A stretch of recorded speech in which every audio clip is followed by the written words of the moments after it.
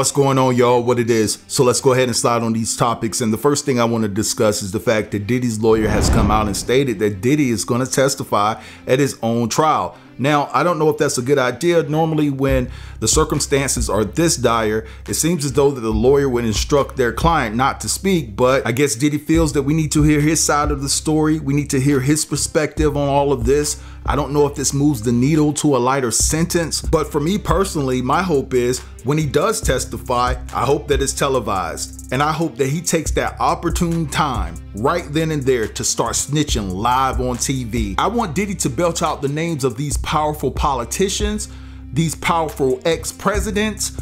I want him to belch out the names of the Hollywood elites. I want him to belch out the names of all of the athletes. I want him to belch out the names of the CEOs of these Fortune 500 companies that have done the same crimes, have committed the same crimes that he has now been charged with. I think everybody needs to be brought to the forefront and everybody needs to be charged and held accountable, just not black people. So Diddy plans to testify at criminal trial. Lawyer confirms he's very eager to tell it all, to tell his whole story, and nothing but the truth. Sean Diddy Combs is said to be very eager to testify at his upcoming criminal trial, according to his lawyer. I don't know that I could keep him off the stand, the music mogul's attorney Mark said. I think he would tell every part of his story, including what you see on the video, added referring to the shocking surveillance footage that emerged in May showing Combs physically his ex-girlfriend Cassie. He has his story, and he has a story that I think only he can tell in a way that he can tell it in real time. It's a human story, it's a story of love, it's a story of hurt, it's a story of heartbreak. This is just the beginning. A lot of people about to go down. The biggest witness at Diddy's trial may be Diddy himself. According to his lawyer today, Diddy wants to tell his story, and his story is one of, quote, love, hurt, and heartbreak, end quote. Definitely leave in the comments what you think about that. So will he testify? I mean, most defendants don't because it's very risky to testify. And any trial is still a ways out, so he could very well change his mind. So is this kind of statement something meant to even convince potential jurors that there is another side of the story, despite the indictment saying that there's a ton of evidence and witnesses to this, that it's actually not true? That kind of a statement certainly helps him from a PR point of view and maybe even from the potential jurors hearing that statement. Whether or not he actually does testify, I still think is very much in doubt. All right, so you guys just heard all of that. Now, just like the lady said, over the course of some time, Diddy could elect not to testify. I believe that his lawyer will try to convince him not to testify, that it would be in his best interest if he doesn't. But listen, we know how Diddy operates. He's been doing too much all of his life, and I expect him to do too much in regards to this case, and I expect him to testify and get on that stand. That's just my opinion. But anyway, guys, let's move along, and I want to talk about this egg test. Guys, Suge Knight was a guest on News Nation, and he was talking, I believe, to Cuomo. Cuomo, is that how you pronounce his name? I don't know. But anyway, he was talking to him about the nature of Diddy's case. I don't have that audio here, but I do have people that are going to talk about this in its entirety in regards to this egg test that you have to pass within Hollywood. I want you guys to check out this clip, and I'll be back.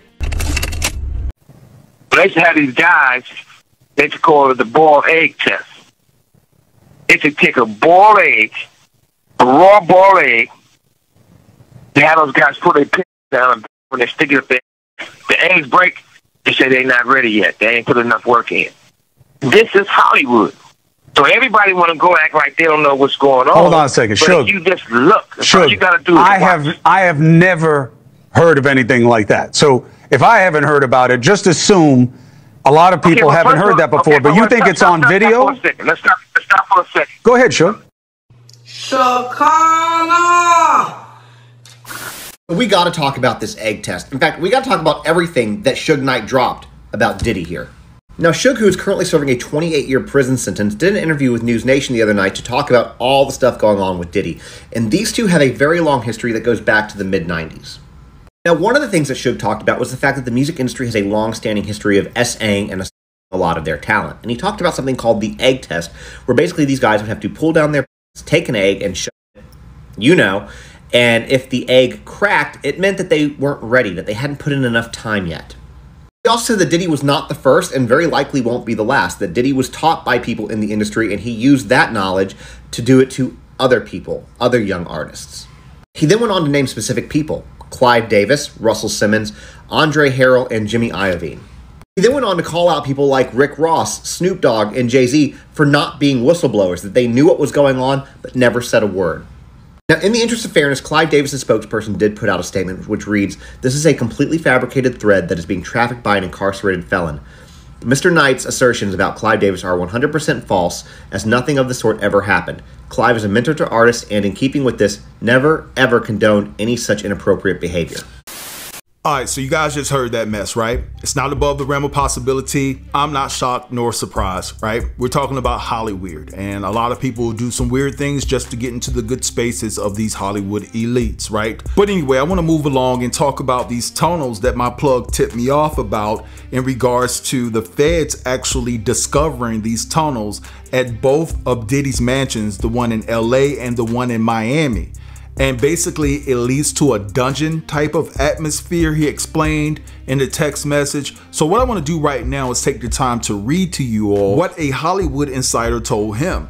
Now, before I read you this information, I do want to say that the information that I'm about to convey to you is all alleged. I have to protect the integrity of my platform. And so it says here, Chief, they're running tests on several bins of clothes that were found at Diddy's LA and Miami mansions. Those findings have been processed for possible DNA matches of victims, including diners. All right, I'm paraphrasing there. You guys can read what it actually says. And people who attended his freak-offs and left underwear, socks, and other clothing behind. It's been brought to my attention that some people, including high-profile celebrities, often left his parties rude. I'm paraphrasing again, you guys read exactly what it says. The feds have text messages of high-profile public figures texting Diddy and inquiring about possessions they may have left behind in hopes to retrieve those items. Well, it looks as though Diddy did not return those items to those people, and this has sent a sense of pandemonium and fear throughout the industry. Also, the feds found tunnels at both mansions as well that led to a dungeon-like atmosphere. They're processing those areas and findings as well for possible DNA matches. It's been said that the results of said property could take months to be processed, but the results could be revealed at the midway point of his trial.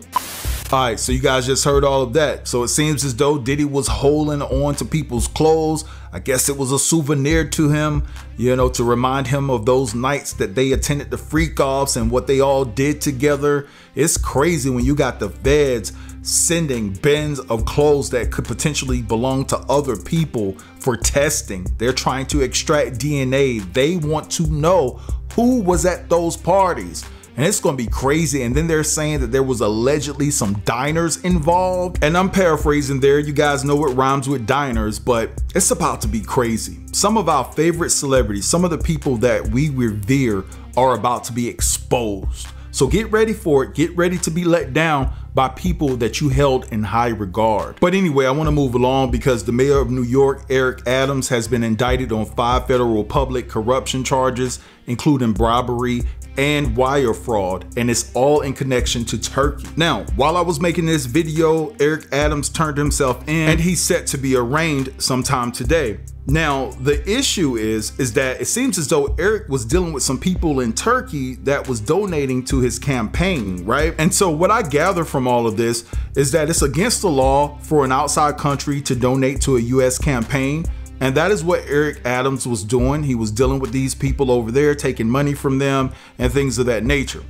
And so what I want to do right now is leave you guys with this clip because this woman does a very good job. She was very thorough in her reporting and the way she broke things down in regards to the case dealing with Eric Adams. In the meantime, I want you guys to feel free to drop down in the comments and let me know what you think about everything that was discussed within this video. Don't forget to like, comment, share, and subscribe if you're new here. And until next time, peace.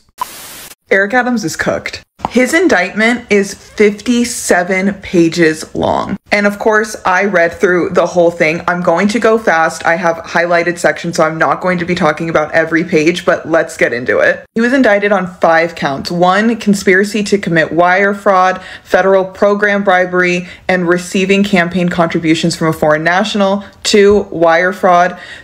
2 counts 3 and 4 of solicitation of contributions by foreign nationals, and 5, bribery. Obviously, there's a lot in this indictment about foreign influence in U.S. elections and on politicians, but it's also going to talk about how Adams defrauded New York City out of at least $10,000 in public funds. To try and hide his crimes, he created and had others create fake paper trails falsely suggesting that he paid or planned to pay for travel gifts that were given to him for free, and he deleted messages with others involved in his misconduct, including in one instance assuring a co-conspirator in writing that he always deleted their messages. And of course, corruption goes all around. So in exchange for free travel and gifts and contributions to his campaign, he had to repay these Turkish officials and businessmen with something. One of the ways he repaid them was by pressuring the FDNY to facilitate the opening of a new Turkish consular building, a 36-story skyscraper, without a fire inspection, just so it would be ready in time for the Turkish president's visit. And because of the pressure he put on the fire department, the official responsible for assessing fire safety was told that they would lose their job if they didn't comply. Let's get into the real juicy stuff. So he started traveling to Turkey and accepting illegal campaign contributions and personal benefits from foreign nationals. And of course, a big thing with this is he never reported, except for one time, any of the gifts and free upgrades and free travel he received. There are a few recurring characters in this story. So we got the Turkish official, the promoter, the owner and chairman of the Turkish university known as Businessman 1, and Adam's staffer who started as a volunteer for him and then turned into a paid employee. Now, Adam's staffer at his direction, coordinated many of the illegal campaign contributions and improper personal benefits relevant to the indictment. So starting in 2016, Adams secretly began accepting free luxury travel. He would buy like a relatively cheap economy ticket on Turkish Airlines and then be upgraded for free immediately, like the difference of $10,000 in one trip. He also started accepting like luxury stay in really nice hotels in Istanbul. Here's one of the suites he stayed in. In order to conceal the valuable flight, hotel, and other travel gifts Adams accepted from foreign nationals seeking influence over him, he did not disclose any of the trips on his annual disclosures form, which he is legally required to do. And here's how we know he knew what he was doing was wrong, because he started creating fake paper trails. He had a scheduler who was in charge of like managing his appointments and meetings, but they would also do personal tasks for him, including collecting rent on his Brooklyn properties. But then they started like booking some of this travel stuff for him. Now, he would send them messages and be like, down here, I left you the money for the international airline in an envelope on your desk, suggesting that he left like $10K in an envelope for them to pay this airline. But he was just sending that message so it would be a record, because he didn't do that. And even Turkish Airlines confirms that he didn't pay for that flight. Turkish Airlines is going to come up a lot, but he also started accepting campaign contributions through straw contributions when he started running for mayor in 2018. So throughout the 2021 campaign, he solicited and knowingly accepted straw donations, including from foreign sources, while continuing to secretly accept free and heavily discounted travel benefits from the Turkish official, the promoter, and the airline manager. And he had his staffer helping the Turkish official figure out how to circumvent U.S. campaign finance laws. And when they asked how much can companies donate, they were like, well, no, individuals can donate. And then they helped them devise plans to funnel money through their employees to then donate to Adams' campaign. I really can't help but the staffer really had no idea what they were getting themselves into at the beginning, because when the promoter starts explaining, well, we're going to send him a ton of money, and she was saying, well, I don't think he's going to get involved in those games because it could cause a problem later, but I'll ask just to be sure. And when they asked Adams whether they should pursue the unlawful foreign contributions offered by the promoter, contrary to what the staffer thought, Adams directed that staffer to pursue the promoter's illegal scheme. It seems like they laid it out pretty clearly. There was a businessman who owned a construction company in New York, and 2 volunteers for his 2021 campaign asked the businessman to contribute $10,000 to the campaign and said it would give him influence with Adams, and that gaining influence with him would be more expensive later on. They, told him you can't donate through your corporate account when he offered to write a check himself. They basically helped him create a plan to funnel it through his employees, and he followed their directions. So he gave 5 of his employees $2,000 to contribute themselves, which, because they are New York City residents, the campaign received matching funds for. So mayoral candidates can pull from this fund where up to $250 they receive like a match from this fund, and it just increases ultimately the amount of money their campaign gets. The businessman cashed in on his contributions pretty quickly because he reached out to Adams and said he had a problem with the New York City Department of Buildings getting a stop work order lifted. Adams said, I'm going to look into it. And a week and a half later, businessman texted him, Mayor, brother, I want to thank you for your help. The DOB issue was partially resolved and they promised to expedite the process. This is pretty much the same thing. There was a different Turkish businessman who ran a construction company in New York City, and he worked with the Turkish official, fundraisers, staffers to plan a fundraiser for Adams. And prior to the fundraiser, Businessman 5's construction company, at the direction of him, provided $1,250 per employee to 10 of its employees to donate to Adams' campaign. I do love that one of the employees kept 50 of the dollars and put the campaign contribution in his wife's name. Maybe he knew.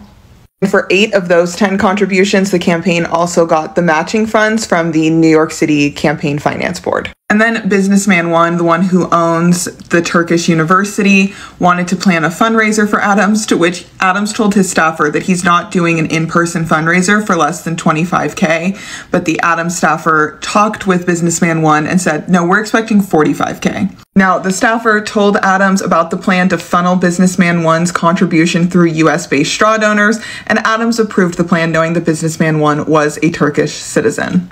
After Adams won the election, the promoter and Businessman 1 had a text conversation where they were talking about him winning, and the promoter said, he is most likely going to assign me as representative. I'm going to go talk to our elders in Ankara about how we can turn this into an advantage for our country's lobby. Remember how I was talking about those matching funds? Well, all told, his 2021 campaign got over $10 million of, I believe, the $12 million fund based on the false certifications that the campaign complied with the law, and when in fact Eric Adams knowingly and repeatedly relied on illegal contributions. Now, here we get into him accepting bribes from Turkish officials and intervening on their behalf with the NYFD. Remember how I was talking about those matching funds? Yeah, all told, his campaign took in over $10 million in matching funds, I believe of a $12 million fund, even though he knowingly and repeatedly relied on illegal contributions. Turkish officials were also helping with this fake paper trail when the Adams fundraiser went to Turkey on free accommodations.